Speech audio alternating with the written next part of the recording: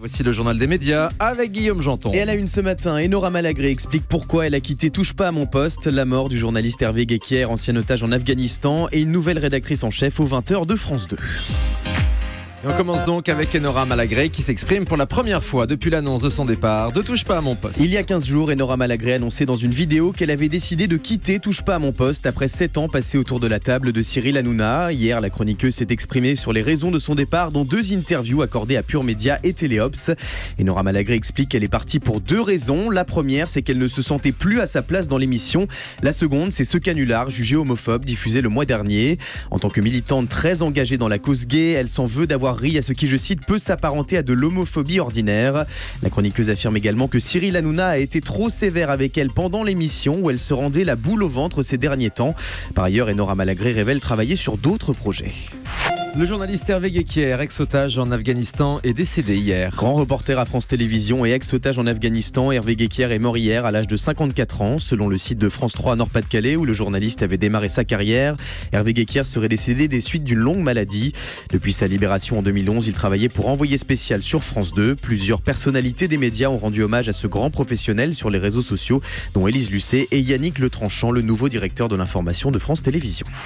Une nouvelle rédactrice en chef aux 20h de France 2. Ça bouge à France Télévisions. Après le départ de David Pujadas du 20h de France 2, c'est au tour de sa rédactrice en chef, Agnès Varamian, de quitter le navire. Selon le site Pure Média, elle devrait être correspondante à Washington pour toutes les éditions de France Télé dès la rentrée prochaine.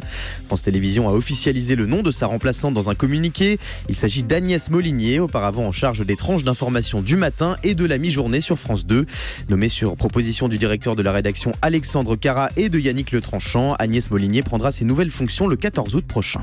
Avant donc l'arrivée d'Anne-Sophie Lapix au 20h de la 2. Les salariés du groupe France Média Monde en grève aujourd'hui. La CFTC, premier syndicat chez les journalistes de France Média Monde, qui détient entre autres la chaîne France 24, a déposé un préavis de grève appelant les salariés à cesser le travail ce jeudi 15 juin, jour de l'audition de leur PDG Marie-Christine Saragosse devant le CSA. Les salariés en grève dénoncent 5 années de promesses et d'engagements non tenus alors que leur entreprise traverse plusieurs crises majeures sans que la direction ne semble prendre mesure de la situation.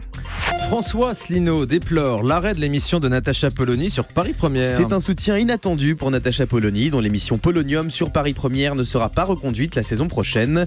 L'ancien candidat à la présidentielle de l'Union populaire républicaine, François Asselineau, a publié un communiqué dans lequel il fait part de sa tristesse suite à l'annonce de l'arrêt de ce programme, animé par une journaliste dont il salue le professionnalisme. Natacha Polony avait invité François Asselineau à 2 reprises dans ses émissions.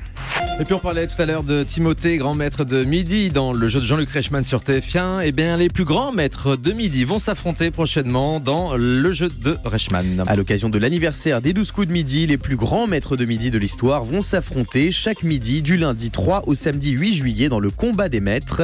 Lors de cette semaine haute en couleurs et très disputée, ils combattront tous pour tenter de faire gagner plus de 200 000 € aux téléspectateurs, mais surtout pour décrocher une place pour la grande finale qui aura lieu le samedi 8 juillet à 21h sur TF1. Seul l'un d'entre eux se mesurera aux 3 monstres sacrés de l'émission, Christian, Timothée et Xavier.